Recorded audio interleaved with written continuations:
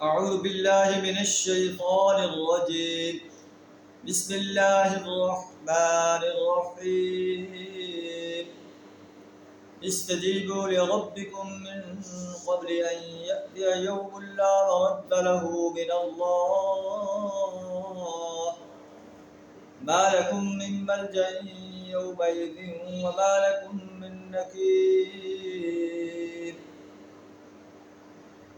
فإن أعرضوا فما أرسلناك عليهم حفيظا إن عليك إلا البلاغ وإنا إذا أذقنا الإنسان منا رحمة فرح بها وإن تصبهم سيئة بما قدمت أيديهم فإن الإنسان كفور. صدق اللہ العظیم. سورہ الشورى آیت نمبر 47 اور 48 آپ کے سامنے تلاوت کی. ان کا ترجمہ کچھ اس طرح ہے: استجیبوا لربکم،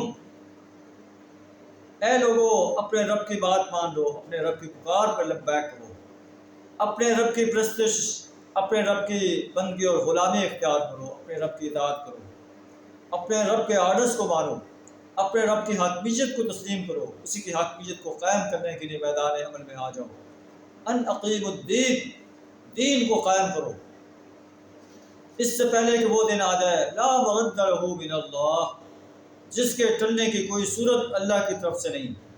قریش مکہ کو خطاب کیا جا رہا ہے کہ اپنے سرکشی سے باز آ جاؤ، بغاوت سے باز آ جاؤ، اپنے بتوں کی پرستش کرنے سے باز آ جاؤ، بتوں کی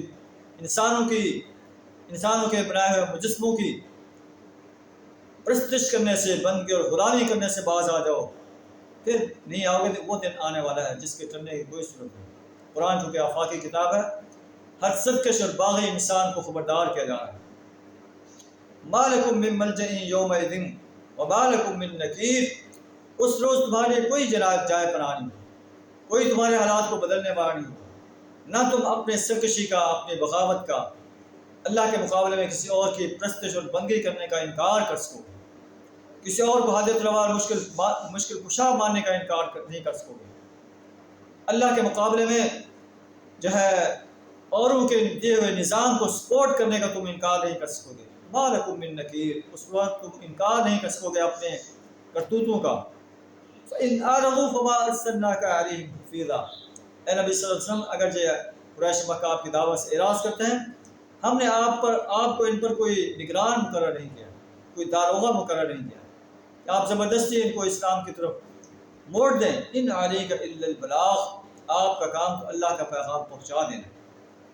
وَإِنَّا إِذَا أَذَقْنَا الْإِنسَانَ مِنَّا رَحْمَةً فَرِحَ بِهَا، جب ہم انسان کو اپنی رحمت کا مزہ چکھاتے ہیں تو وہ خوش ہو جاتا ہے، پھول جاتا ہے، غرور و تکبر کرنے لگ جاتا ہے.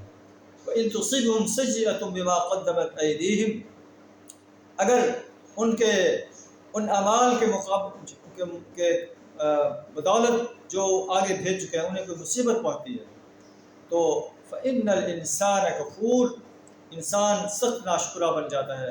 اللہ نے مجھے میرے لیے مصیبت ہی لکھ دی، نعمتوں پر اترانا شروع کر دیتا ہے، مصائب پر ناشکری کرنا شروع کر دیتا ہے. یہ اللہ کے باغی انسان کی ایک صفت ہے، اللہ کے ناشکر انسان کی، سرکش انسان کی ایک صفت ہے. اللہ سے دعا تعالیٰ ہمیں اپنی نعمتوں کا شکر ادا کرنے اور مصائب پر صبر کرنے کی توفیق عطا فرمائے، اپنا شکر گزار بندہ بننے کی، اپنی اطاعت کرنے والا، اپنی بندگی اور غلامی کرنے والا بندہ بننے کی توفیق عطا فرمائے. وآخر دعوانا الحمد للہ رب العالمین.